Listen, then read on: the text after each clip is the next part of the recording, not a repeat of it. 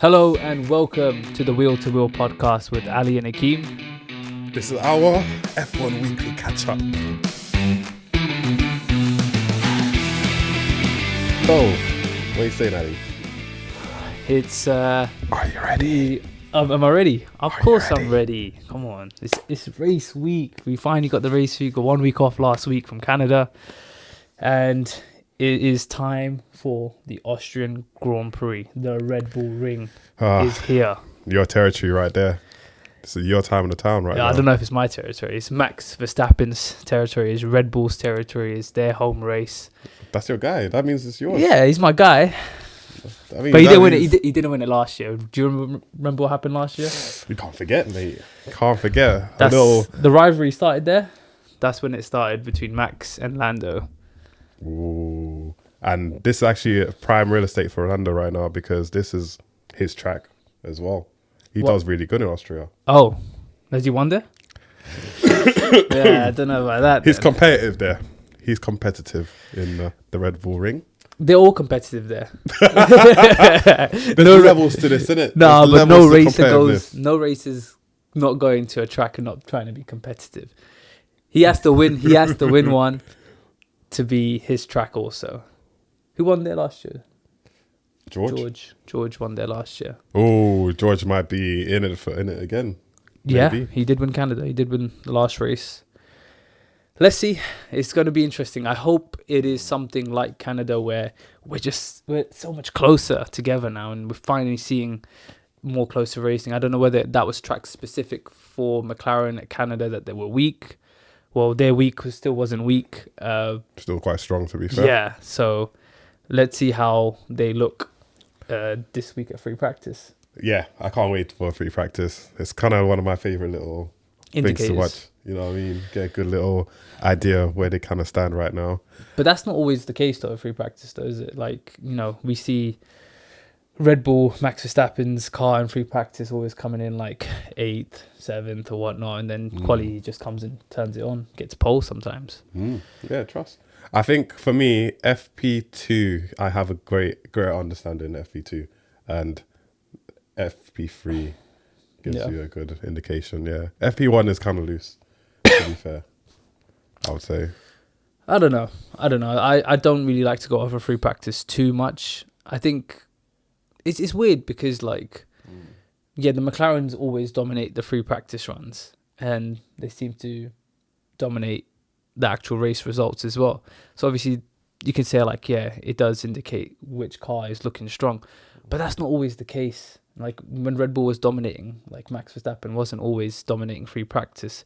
But I think Red Bull are very different in how they do free practice compared to every other team. I think they try so much different tests, so much different things, and then they just turn it on. Yeah. Obviously, there's different, like, engine modes that they're obviously running, fuel loads. So there's so many different variables to, like, determine who's strong that weekend. And sometimes we see the opposite effect, innit? Sometimes we see them do really good. Yeah. Some teams do really good in, like, free practice and then just drop off. It's just sandbagging. Just sandbagging at the end of the day. Do you think sandbagging is a thing that happens throughout the season? Yeah. Like, Yeah. Not just at the Not just beginning? testing. Yeah, it's always like in testing, but I think also during free practice there's some sandbagging going on. You kind of want to hold your cards close to your chest. You don't want to give too much away. Yeah. And just hit them with a surprise, like, Boom. Winner. Yeah, quali, that's it. And speaking of the quali, time to get into our predictions, and let's start off with the quali predictions. Who are you going for your top 3 quali predictions? Let's start with third. Oh, okay, that's Let's interesting. start with third. Oh, okay. I was ready for third. All right, cool. I was ready for number 1. I've not even thought about it. Yeah, I'm same. just gonna go with it. I'm gonna go with the flow now, to be fair. Third, I'm gonna go Russell.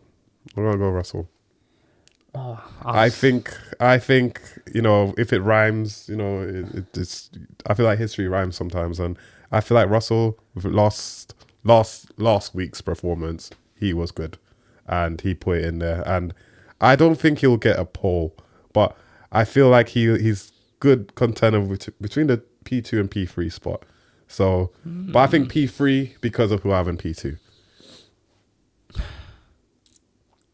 I was going to go for Russell as well. but I don't want to copy you there. Yeah, definitely not Ferraris because I don't. They're not. Are they bringing upgrades? Ferrari's been so like all over the place with this whole Okay, upgrade so thing. I don't even know sometimes. Let's move past it. I'm not gonna talk about Ferrari. If they're not bringing upgrades, they're Don't bet on the irrelevant horse right now. Yeah. Yeah. So I will go for Oscar Piastri. For P2? P3 for the P3. Oh, you changed it. qualification. Yeah. Why you just go with George, man? No. No. I'm gonna put George higher. Oh. I'm gonna put George higher. Oh. But seeing that I've already given it away, I might as well start for my P2 for quali is George Russell. Okay. Making it more interesting. I am going to say Max for P2. Okay. I think Max. Why? I think Max because he's really good here. He always has a good run. This is his track, let's be honest.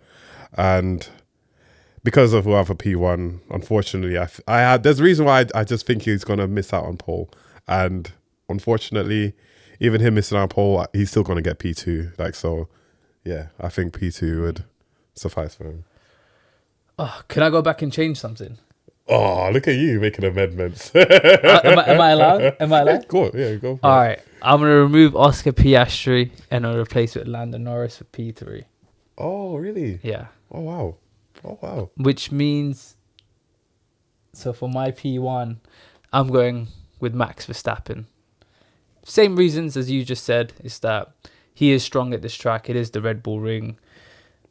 I don't know if they're going to be as strong as they were in Canada. I think like he was relatively happy with the car in Canada.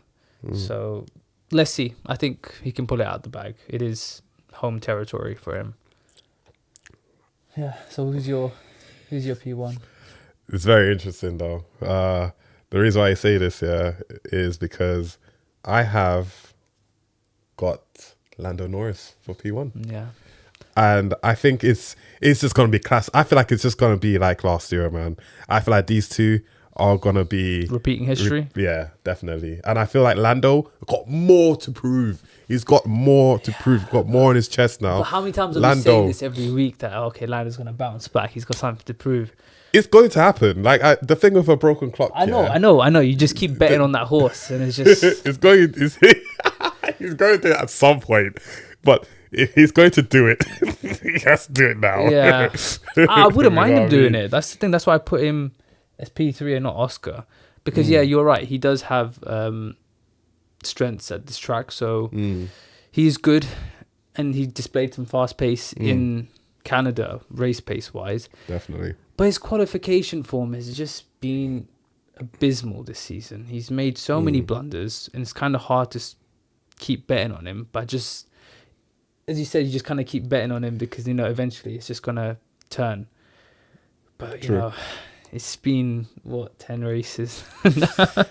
Oh, but I think because, especially what happened with last race, where that unfortunate overtaking incident happened, I think he needs to redeem himself from that. And no better way to redeem himself than in Austria, where the last, kerfuffle happened. That's when the title race started, though. That's where the rivalry sparked and everything set off from that point. True. That's where the season really and truly began for Lando Norris last year. And what's the offset between him and Max right now as well in the championship standings? They're relatively close. Yeah, because Canada, he had a DNF. Technically not a DNF, but...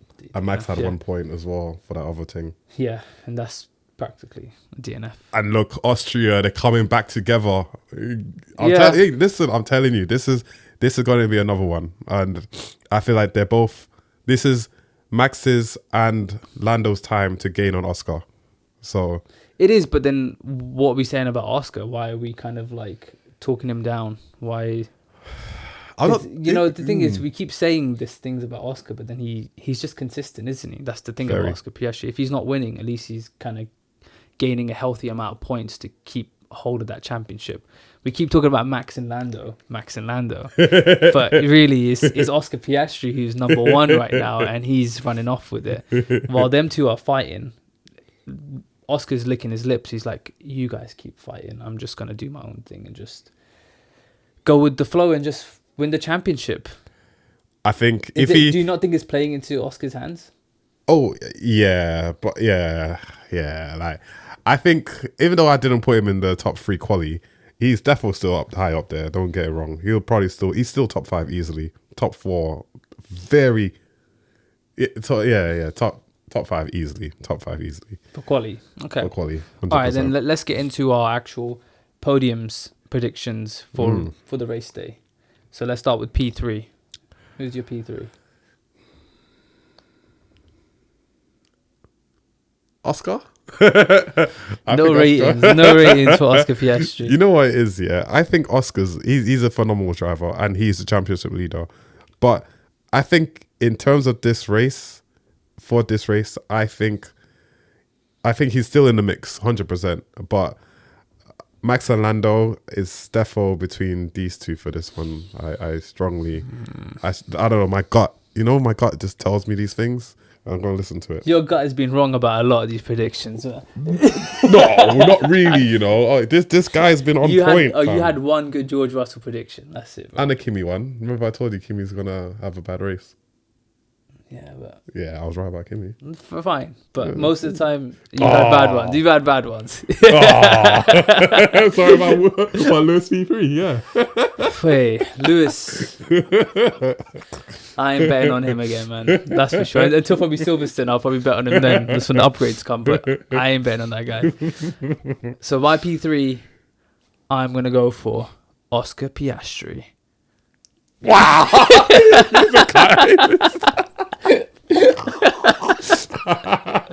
You're such a dickhead. But not for your reason, did I? I'll go for Oscar Piastri. I just think he's consistent, isn't it? I don't know. His race pace hasn't really been there. It's been very on and off over the last couple Grand Prix. He had obviously a great Spain race weekend, but then Canada was off, and the one before Spain, he was just off. I think it was Imola, right? Yeah.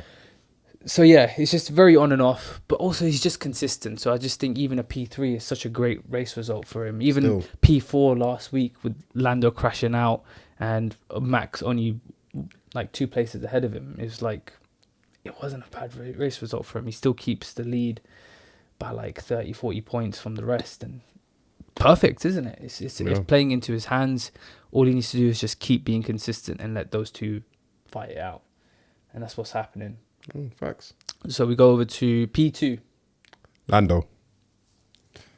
Yeah, I think Lando, because he, at the same time, I know this is his match as well, but at the same time, I don't want to give too much away, but there's someone else I know that's really good here, and I feel like they just have a little edge in mindset. And that's the reason why. Oh, so I already know who you're picking for P1.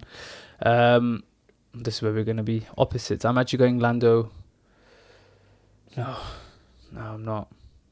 I'm going to go Max Verstappen P2. Yeah, I'm going to go Max Verstappen P2.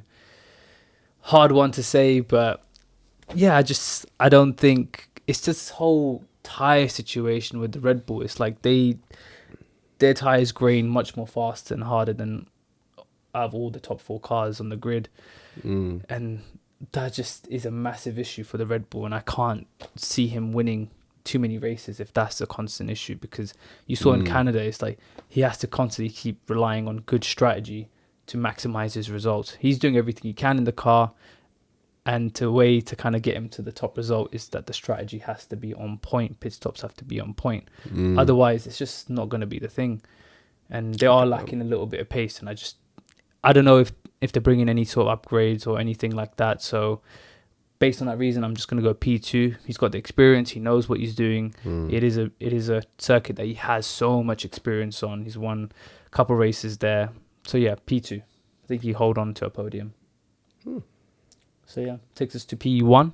P1, okay. Well, I'm going to say Max, because I believe Red Bull deliver well when it comes to strategies. I believe they got a lot of stuff on lock. They've been the front runners for majority of the ground effect eras. So even then, I believe that this is still a track that they know very well, and they can still implement the best strategies as well. So that, and given the fact that, you know, the max factor is also a thing here. Max factor is real, definitely. And because I think Lando is going to still be in his head a little bit. I don't know if he's got that red mist thing cleared yet, but if he hasn't, then I think Max can walk away with it. No, it's the Orange Army. Oh God, those guys. The Orange Army is going to be in full force in Austria. That's a strong force, mate. I don't think there's any other. It's a very hostile environment for every other team but Red Bull. Yeah. So yeah, I'm going P1 for me is Lando Norris for P1. I think, yeah, similar to like what we already talked about, it's just he needs to come back, and yeah, and I think this probably is the race to do it. He had a very bad race in Canada, so he needs to bounce back from this. Mm-hmm. He needs just to be in the top 3 for quali, and I think that's all he needs, because I think he has shown throughout the whole of the season he has great race pace. And yeah, he just needs to just put the trust in the car, be top 3 in quali on Sunday, just have a good race. You don't have to do anything outlandish, just you have a great car, you've got good pace, the race will come to him, and I think he will win the race. So yeah. All right. Which takes us to our next one, is who do you think will be L of the week? Oh, L of the week. Oh. That is a good one. I haven't given L of the week much of a thought, to be fair. I will be real with you. I'm gonna go with Ferrari. I'm gonna. Taking my one. I'm sorry, man. I didn't think of it much too. I was thinking, who is most likely going to flop? I was thinking, Ferrari is always a good shout. That's the one time I'll bet on the horse. Exactly. I think this week has been a very, very dramatic week for them. A lot of talks about Fred Vasseur. Obviously, continuing on, isn't it? Continues the same story. They seem to be in a weird transition phase right now, and I think they don't have everything that they want in order right now. Yeah, they need to still sort themselves out. I believe this weekend is going to be literally one of the most awkward weekends where they're just getting shit together, and they're gonna have to just do their best at this point. Yeah, I was thinking Ferrari, but I don't know. Something tells me they're not going to flop. I think they're just going to be where they have been throughout most of the season, which is 6-8. Yeah, like that, between 5th to 7th, 8th kind of realm that they seem to be averaging. So I'm not going to go say them. I'm going to go for a team that's been struggling for the last 2 race weekends, and I think it's going to continue, and that is Williams. Wow. Yeah, I'm going to go with Williams. I don't know what it is. They've just seemed to be flopping now. They seem to be the Williams of old from last season. Cars blowing up, poor performances. I mean, Sainz did obviously get into the points. I think he started 15th, and then he climbed his way onto 10th. He had a good race, but seeing where the Williams was at the beginning of the season to where it's now 1 point just seems like a drop off. It's big for Carlos Sainz, that 1 point, because I think he hasn't really performed at the level he should be in that Williams team compared to Alex Albon. But yeah, I just think Williams is just going to continue this poor run of form. I don't know whether they've find out the reason why they're not working. Also, another thing is, it seems that the Williams does perform on tracks that have like more straights. There just seems to be more faster on those tracks, and the Austrian Grand Prix is more of a technical circuit. True. So I think they will struggle there again. So yeah, you're right. Wow, I think you're right. I didn't want to go with Ferrari again. I just think, like, how often do we going to say Ferrari is going to be L of the week? Which I just think they are what they are this season, and we can't just keep calling them losers just because they are where they belong at the moment.